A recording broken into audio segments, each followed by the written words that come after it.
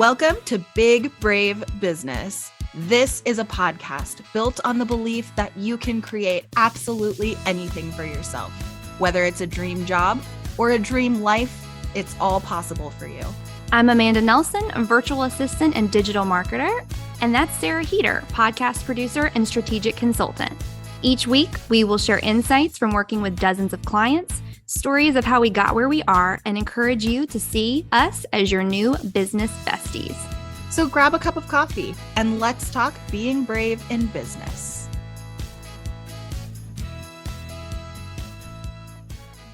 Hi, Sarah. Welcome back to Big Brave Business. How are you? I'm good, Amanda. How are you? I'm doing good. Do you ever find whenever you say big, brave business that you enunciate really hard on the B? Because I do. Big, brave business.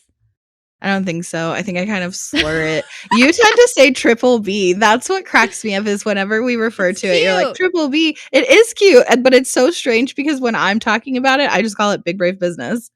Nope, I don't. I should, but I don't. How are you? What's going on with you today? It's a very big meeting day for me. Meetings all day, except my whole morning is you, which is wonderful. I mean, I love all my meetings, actually. They make me really happy, but yeah, we're doing back-to-backers today. Me and Amanda. We're recording and then we are having a meeting, which is what happens when you're frenzies and clients together. I guess you're my client. I'm a service provider, but you get what I'm trying to say. Yeah. I am excited that we're going to have this conversation today because as everybody that has ever listened to this show knows, we love our clients, obviously. We genuinely do and love their businesses like our own. And I'm excited that we're going to talk a little bit about some things that we have learned from our clients over the years of working with them. I think it'd be really interesting to have a conversation about what we have grown from working with our clients and how that's shaped us as entrepreneurs and business owners. So, you want to kick it off? Sarah, what is the one thing that you have? We're going to do 3, but what's the first thing that you have learned the most from working with your clients? The first thing that comes to mind is about transparency. Just transparency is the best policy. We're all humans and it's a human-to-human relationship. So I think that there's some corporate learning where you use a lot of buzzwords or you say things or present things in a certain way where, a big thing in corporate for me was oh, you have to look busy and you have to look busy in front of certain people, right? You need to always give an impression that you're busy. And it's so different with clients where instead of what's the appearance or how do I create this veneer for these clients to have a certain perspective or to have a certain perception of me, it's better to just be transparent and open and just communicate about what's going on. If even something as simple as why an episode is going to take me an extra day longer to turn around, just being honest and saying something came up with my kids or my kids came over for a surprise family dinner or, I haven't been well or my husband hasn't been well or whatever it is, just sharing the actual transparent reason. It's going to take me an extra day to turn it around, but it's still plenty of time before your episode goes live or whatever it is. People are I genuinely care about you as a human and I appreciate the transparency rather than judgmental or critical of but I expected this at a certain time. So I think learning the first thing that comes to mind that I've learned from working with clients is that transparency is the best policy. That's a great one. That's a really good one, actually, now that you've said that. And that's your first one. Now I've got to think of one. Okay. Yeah, that's a great one. So I think the number one thing that I have learned from working with clients is that they genuinely want you to be invested in their business. I can't think of a single client that I have that just says, I wish you were a little bit less invested. I've never had a client say to me, I wish you cared just a little less. If I hear anything, and I've talked to a lot of business owners that aren't my clients, just people looking for services with people, they just want somebody to give a shit about their baby, which is their business. And that's I mean, that's not a hard ask, but if you don't make it a priority, it can be easily forgotten. There are businesses that I worked with early on where I looked at myself as a resource and not as a person, and that was a failure on my part, and I kept thinking like, if you work with that mindset of they'll give me a task and then I'll do it, then you're a resource. You are the same thing as Trello, Asana, Kajabi, Thinkific, Monday, Capsule, all the platforms. You're just a resource. However, all those platforms can't replace a person that gives a shit about their business, and they just genuinely want you to care. They want you to care like, hey, I think this graphic looks awesome, or hey, I think that this sale you made is awesome. Like, people genuinely want you to care, human to human, person to person, specifically with entrepreneurs, because they don't have anybody. Like, it's very lonely, can feel very isolating. And so I think a big thing is just giving a shit about their business. And that's why I tell people that are interested in becoming a VA, when you are interviewing with someone, and this goes for any service provider, honestly, but when you're interviewing with someone, don't just think, how do I get this person to say yes to my offer? How do I get this person to like give me their money?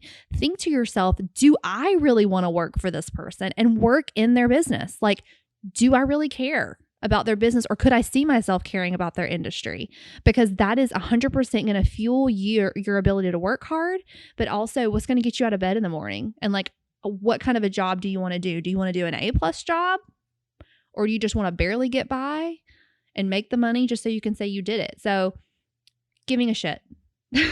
That's mine. Yeah, I love that. And I think that that's a big reason why, for people of a certain personality type like you and me, this is a better fit than corporate, because doing service provider work as entrepreneurs and running our own business is a better fit because we do give a shit. We want to give a shit, and we don't want to just clock in, punch out a to-do list that somebody else put together and then clock back out. We want to give a shit. And giving a shit in corporate is exhausting. It's fucking exhausting, because you are working your ass off all day, and then you get home and you're completely depleted, and the stuff that actually matters to you, you don't have anything left to give, right? So I think that's a really good and important one to point out. And I also think it's part of the reason why it's such a good fit for people like us. And I understand it's not for everybody. Some people want work that they don't have to give a shit about. To your point, give a shit.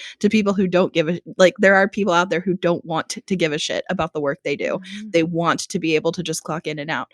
But if you want to give a shit about the work you do, this is a good fit for a line of work. So I think that's a good one. And I'm going to piggyback off of that for my second one and say, work with people you genuinely like. And this has been kind of a hard lesson for me, I think, because I have gotten into business with people who could pay me really good money, but I didn't really like as people. And I thought that I could make it's going to be okay because they can pay me a dollar amount that will make it worth working with them. But how they talk to me, how they talk to you, and all of that ended up leading to the end of that relationship, where the people who I genuinely like, I'm not just invested in their business, but I'm invested in them as people, and it ends up being reciprocated, right? Like, you build an authentic, genuine relationship, which, to your point, entrepreneurship can be so freaking lonely. And so becoming friends with your clients, it's like, it feels like that should be taboo or sticky, but actually it's like, to me, it's so precious that some of the most important people in my life, they do pay me for professional services, but also we are genuinely friends, and I care about them as people. I care about how they're doing. So it's not just, how's your business? How are your sales? When's your next launch? Like, I'm invested in this going well. It's also, how are you, like, as a human? How are you as a person? And how are you feeling about this? And what, are you well physically? Is your family well? What's going on at home? And how is this business impacting your life, and what could it do for your life, and what could it do for your mental health, or your, what how could it, let's dream together and let's help make those dreams come true for each other and support each other in that and cheer each other on. And I know that my clients are genuinely happy for me to celebrate with me when I'm celebrating something, and vice versa, whether it's directly related to podcasting or not. So I think working with people who you genuinely like, and that sounds so much easier said than done, because when you're first starting out, you're like, literally anyone who will pay me, it's fine. I hear people talking about like working with people you like and getting to be discerning, but I think this really all goes back to what spaces you're spending time in and how you're marketing, because then you're attracting people who you are inclined to like versus attracting just anyone, and especially attracting specifically people who make a lot of money and have a lot of money to spend. That's not the goal. The goal is to attract people who you genuinely want to work with. You know what I mean? Absolutely. That's a really great one for sure. And like to your point, it is easier when you're sitting in our position to say like love the people that you work with, because I know that's like the goal is for everybody to work with someone that they like.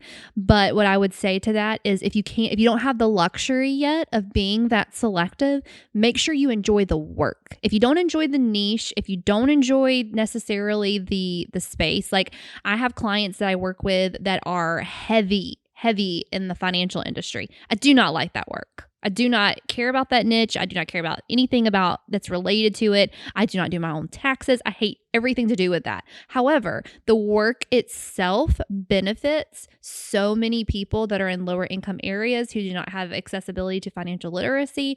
That work itself makes it worth it. Even though I personally don't love it, I love the fact that I'm helping other people and it helps me feel like I'm giving back. So if you can't work with like, for instance, probably my ideal client would be someone who is in a creative space, who is fun and upbeat and outgoing, and their product or services are super colorful and bright and fun. Like that's the kind of person I want to work with.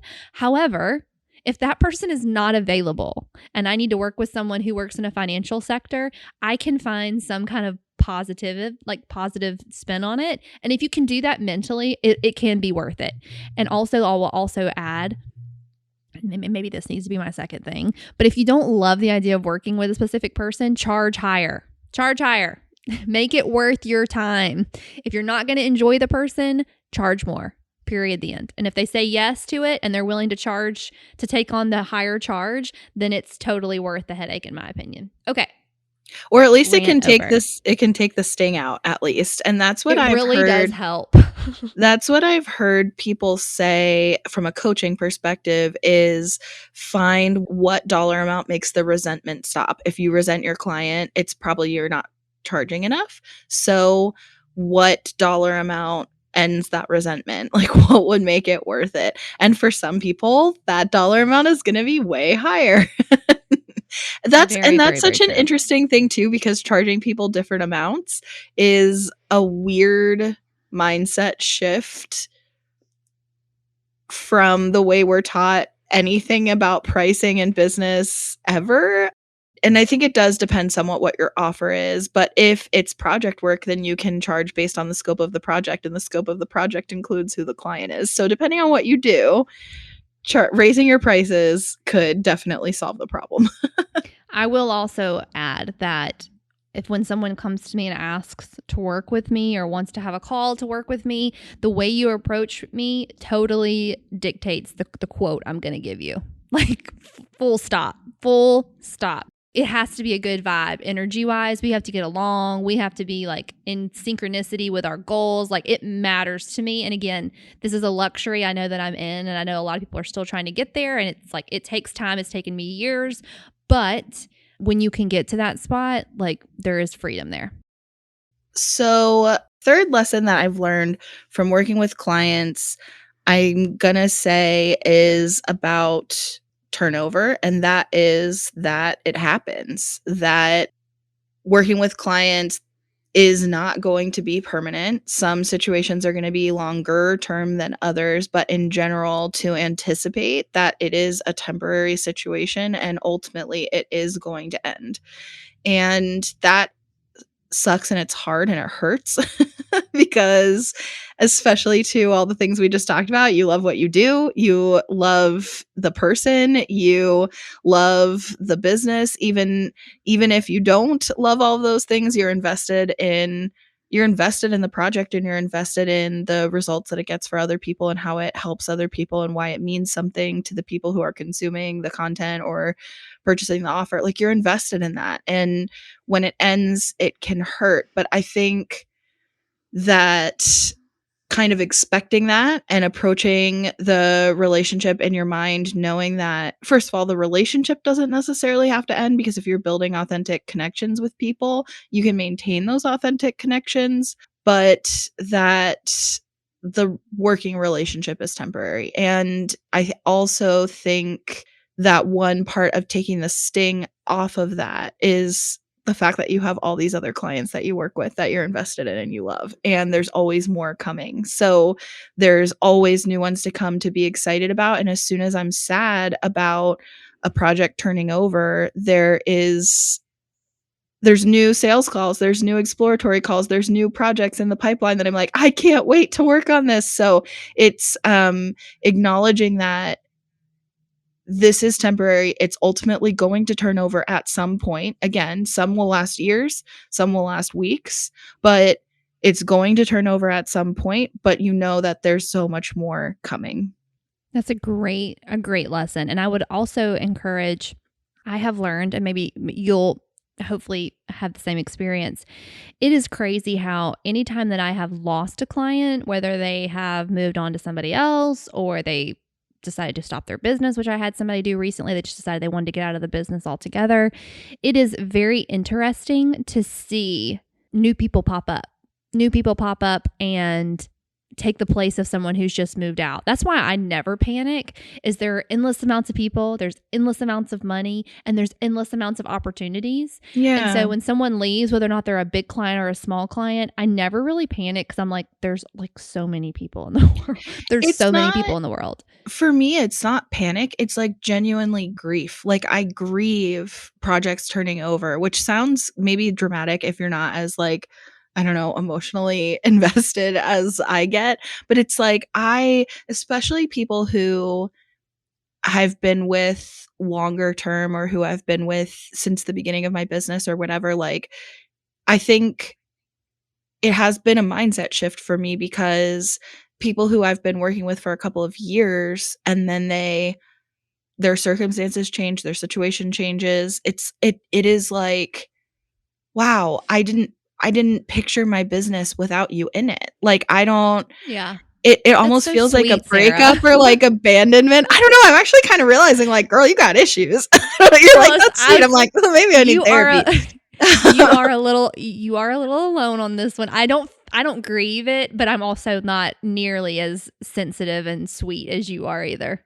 Like, that's very It sweet and definitely thoughtful. depends. Definitely depends on the project or the person for how significant that is. But it is, I mean, it is real for me. And I think that's been a hard lesson, because you have to let people go and know, first of all, they may come back to you. Second of all, they are definitely going to refer people to you, because if that love is that real, then they're definitely going to send people your way, right? And also feeling good about the work that you did together while you could do it. But it is funny, to your point, of how quickly then shifting that focus and shifting that energy of what's in the pipeline and getting genuinely excited. Like, there are projects that I come to you or I come to Eric and I'm like, this is what's in the pipeline and it's so cool. Can you imagine if we land this? Like, how neat it would be to work on this project. So there's always new projects coming, and I like, that helps pad the grief.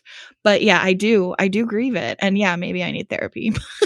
No, it's sweet. It's really sweet. I think because my life has started over and never been on a straight, normal path. I feel like my life has started over so many times, and I've had so many different, like, when I think about my life, I think about all the different subsets of people who have come and gone. To me, it's like I expect it. Like, I expect that I have people for this time in this season. I have this relationship with you. I will invest in this relationship with you. And then when it's time for the season to move on, we'll move on and bigger and better things, you know? But I do think that's really sweet that you feel that way. And just it's a sign about how invested you get. And it's also like you're birthing something with somebody else. Like you're creating something that's going out into the world, and hundreds of people, if not thousands of people, are listening to it each week. It's a beautiful thing what you do. You help people find their voices and magnify it. I think it's wonderful. And that lives on to a certain extent, right? Like the people who heard it were impacted, and whether the podcast stays on the internet and people continue to find it, or the podcast goes away completely, but the people who heard it, that hopefully impacted them in some short or long-term way, and it affected who they are and how they take up space in the world. And like, you can't really measure that level of impact. That's really powerful. Anyways, what's your third one? Okay, Get me off my sentimental train. Okay. This was a good topic, though. I like it. The three things going back and forth. I like those too. It's a good conversation. Okay, so my third thing that I have learned the most from working with clients is the power of setting boundaries. And I know that sounds like a no-brainer, but what the boundaries that I mean are, it's not only like, oh, hey, I clock out at 5 and I won't be available. The boundaries also that I mean is, how do you talk to me? Like, I very, very recently started putting my foot down about, hey, the tone in this email is not appropriate. Like, I know you're under stress, but we're going to work together. And nobody is on your team more than me. This goes back to having clear communication. I have clients that I've worked with for a very long time, and I've never had anybody be just incredibly disrespectful to me, because I wouldn't put up with that. But there are times in high stress, understandably, we have a launch coming, nothing's working. Oh my God, the email automation isn't working. And I've got 250 people signed up for my mastermind and nobody's getting it because the automation isn't working. And it's not my fault and it's not their fault. It's a tech fault. And I understand you're stressed, but guess what we're not going to do? We're not going to disrespect each other. We're not going to talk to each other in a way that we normally wouldn't, because it is a high stress situation. That is something very recently that I have started putting my foot down on, and just realizing like, words are so powerful to me and they carry so much weight. And even if, because I'm really good about rolling things off my back and being like, whatever, that's their problem, not my problem kind of thing, I can get into that mindset. But I also, like I've said on this podcast, it will affect how I see your business. So I'm going to address it and tell you, hey, like, I understand. Nobody has your back more than me, but we're also going to respect each other and we're going to work on this together. And I have learned that saying that, setting that expectation for them that like, hey, I don't put up with that no matter what the situation, has got me longer term clients that are willing to bonus me, give me raises, or just appreciate me in general. Like, who have come back and apologized, and that has never happened again. But working with clients has taught me, to circle back, it's taught me that having a voice, speaking your truth, speaking up for yourself is so important and vital to the health of yourself, but also to like the health of the relationship.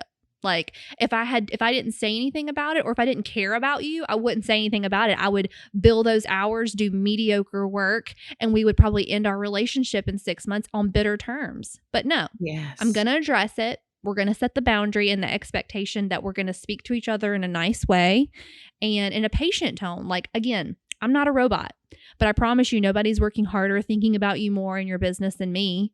And if I'm slow to respond, or if you think you have an emergency that has to call my time on a dime, we're going to speak like appropriately to one another. Because if we were in offices beside each other, it would take you longer to walk to my office and come talk to me and explain the situation than it would the 10 minutes for me to read your email to get caught up and to respond to you. So like, we're going to be nice. We're going to be friends, and we're going to be nice, and we're going to be respectful. That is something that I would encourage anybody. Yeah. And I think that is such a good one, because I haven't had to have quite the same conversations you're talking about, but I have had several times.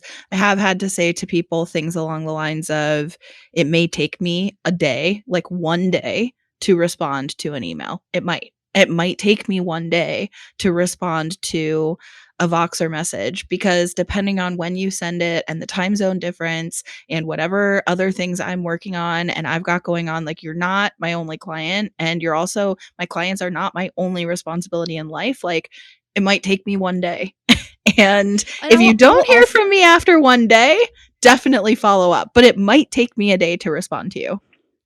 yeah, and I will also follow up with that and say, if you do anticipate that you're going to need me on something on the fly, I will prioritize you if you prioritize telling me. But Like, don't also, give me a 20-minute. if you need priority responsiveness, you're going to get charged for that.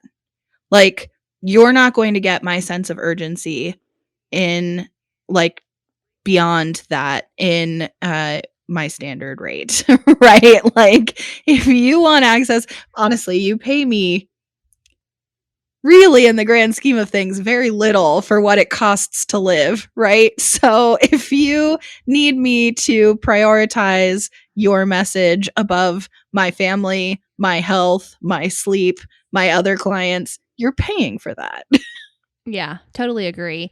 It's that whole thing of failure to plan on your part does not result in an emergency on mine. I'm going to Yeah. say that again for the people in the back. Failure to plan on your part does not result in an emergency on mine. So if you decided you woke up this morning 2 hours behind me in a different time zone and oh my God, you need me to do something right now, and I'm in the middle of a meeting with a client that did take the time and did schedule out this time a week in advance, I'm not going to respond. And not only am I not going to respond immediately, but I'll respond to you in the approved time, which is I tell all my clients within 2 hours, I will give you a virtual nod, which basically means like, yep, I got it. I hear you. I see you, whatever. That doesn't mean I'm going to have the project done in 2 hours. That tells you I'm working on this. It is on my radar. And if I tell you that, it's on my radar. Like nobody is thinking about all the things I have to do more than me.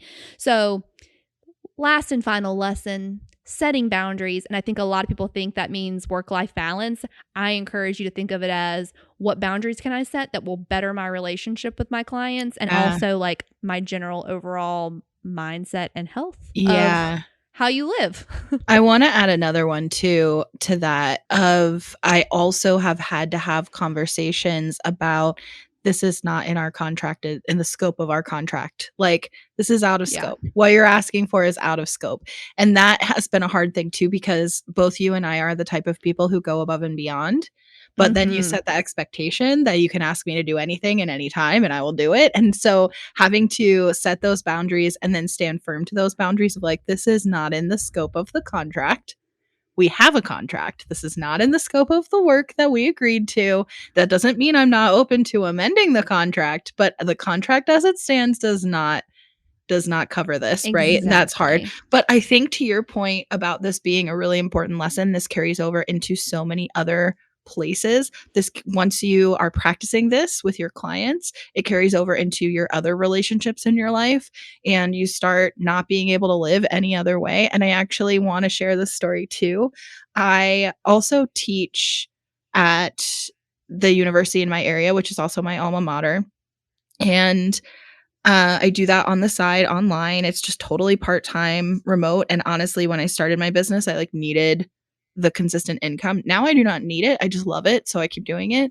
But I started becoming a squeaky wheel in that context too, because to your point, this lesson that I've learned from working with clients is to set boundaries and to speak up and to find your voice and to stand up for yourself and just to navigate those boundaries clearly and to communicate them clearly up the chain basically, and that carries over into all these other aspects. And I started doing that in this department. I'm working on this project. It doesn't matter and it'd be too specific, but I started working on this big project in this department and I started speaking up and I very much felt like a squeaky wheel. Like I thought I'm going to get fired, but it's okay if I do because I don't need this anymore. I want to do it, but I only want to do it if it's going to be done in a way that's respectful of me, my time, my effort, etc. And I started speaking up for myself and not only did I not get fired, I got an award. So they ended up honoring me as faculty associate of the year and specifically shouted out my work on the project and developing the project and what it's meant for the department. And so it turns out speaking up for myself and defending those boundaries actually brought more value. And that is a huge, huge, huge lesson that came from working with clients and setting those boundaries and living my life that way, where like now I couldn't go back. I used to be that eager, like W-2 employee that was so eager to just do whatever, and I will pour everything into it. And if you text me on the nights and weekends, I'm going to respond. And if you like want me to work 60 hours a week, I'm going to work 60 hours a week, and I'm going to do it with my like tail wagging and my ears back. Like, I'm ready. Please, please give me work. Like, I'm here. Don't fire me. Like, I just want to show that I'm valuable. And it's so freaking different now to be like, nope, I have boundaries. And actually that brings more value, and it brings people to respect you more. So I think that's a really good one. It's very true. Well, I think this has been a really great discussion about what we have learned the most from working with clients. I hope that you found it as interesting as we did to talk about. As always, we love hearing from you. So please connect with us on Instagram at Big Brave Business. Sarah is at Sarah K. Heater, and I am at Amanda Nelson Reads. And also, by the time that you're listening to this, you will get ready to hear of a very exciting announcement where we are going to be releasing some videos on YouTube. We are so excited. We've got some really cool things coming up that I think that you're just going to love diving into. If you have ever heard or seen Vogue's 21 questions, I think it is. Oh, that I think they it's ask, like 60. I think you're right, actually. I think it is a lot more. We started doing a series like that with ourselves, but also with some people that we absolutely love and appreciate and think are just bring incredible value to the world. So we're super excited to share those videos that will be coming live to you soon. So make sure that you like and subscribe. And I also want to say that if you're listening to this and you love the show, please leave us a review. We don't often ask for those, but I love to read them. I have mentioned I'm an Enneagram 6 and I love words of affirmation. Do it, people. Tell me all the good things that you love about the show, and we will so appreciate you. So we'll see you next week. See you next week, and see you over on YouTube.